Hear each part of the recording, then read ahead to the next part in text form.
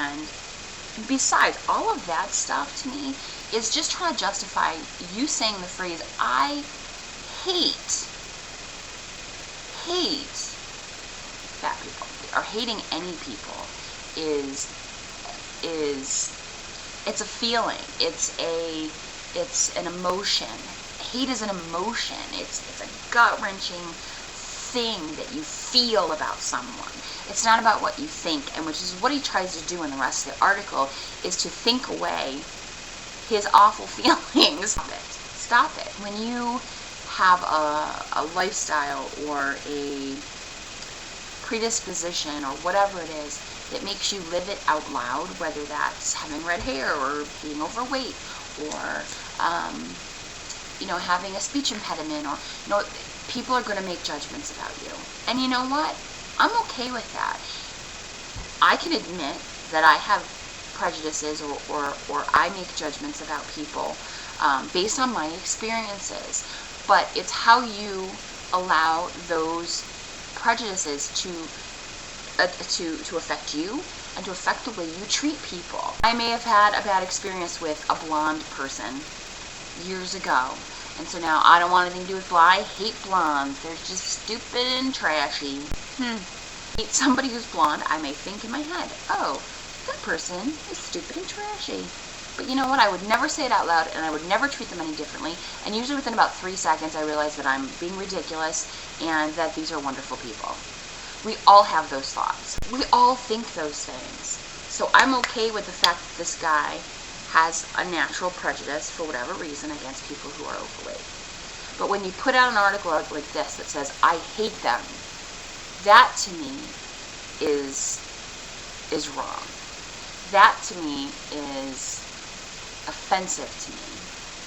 And trying to get people to look at your article by using the word hate and trying to talk about something that's controversial and slamming the fat acceptance movement and all that stuff, that'll get articles read, but it's not going to help anybody communicate with you, and it's not going to help you feel less hatred. Who says I hate these people and puts it in black and white and then puts it on the internet? Well, crazy people. You can't expect more than that of the human being, to not be able to feel or to react, because we all have had our experiences that have created those prejudices within us. And to think that and for anybody to think that they're without those prejudices, I think it's naive, personally. The intelligent person and the thoughtful person and the caring person acknowledges those prejudices and yet never treats anyone differently because of it. Both of my parents were ministers growing up, and my mom told me the story that when she got out of seminary, she had to accept a mission, so to speak, where you get assigned to a church and you go there and you serve.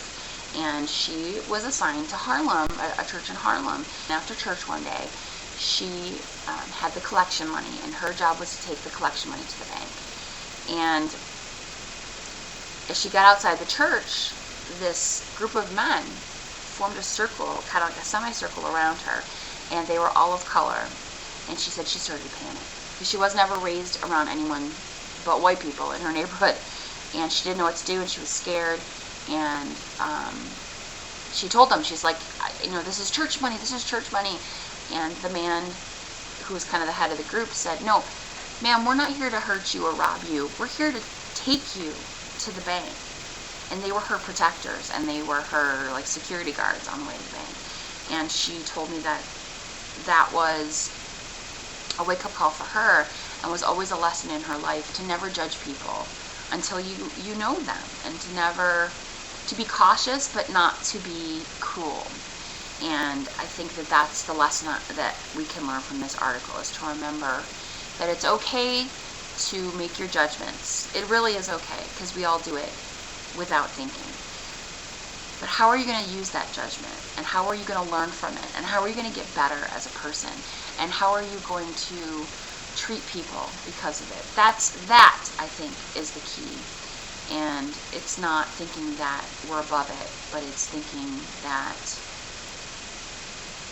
we can't be ruled by it.